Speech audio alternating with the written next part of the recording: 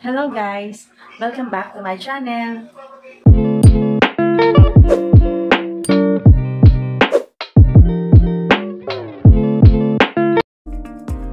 Hello mga kamay vlogs! Andito naman po tayo para mag-update sa ating mga iniidolong mga volleyball players. Pinasilip ni Gemma Galanza ang kanyang pangarap na bahay. Matagal na niya itong ipinapagawa dahil sa kanyang pamilya.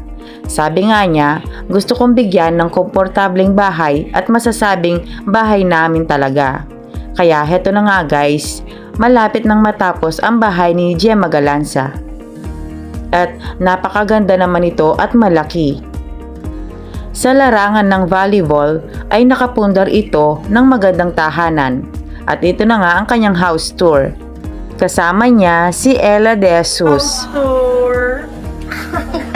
At heto na nga guys, pinasilip ni Gemma ang kanyang bahay. Napakaganda naman at maaliwalas. Sobrang ganda pa ang pagkakadisenyo nito. Sa kanyang Kumu Live, nasabi nga niya na patapos na nga ang kanyang bahay at kailangan na niyang mamili ng mga gamit at masyado siyang busy sa pag-ayos nito.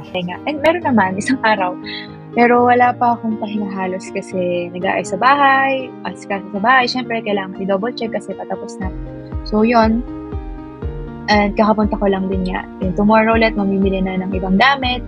Yan, tapos, oh my God, kasi pumunta rin, medyo na ano din ako. Baka hindi ko ma-enjoy yung Siargao ko kasi iisipin ko yung bahay. Pero yun nga, next week, siguro tapos na rin yung bahay. Sana guys, ayan.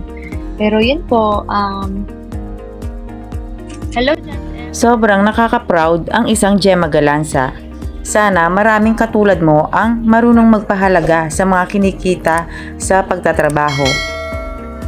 Kung gusto mo ng ganitong mga updates, please don't forget to like and subscribe. Shout out 20 Coach Min.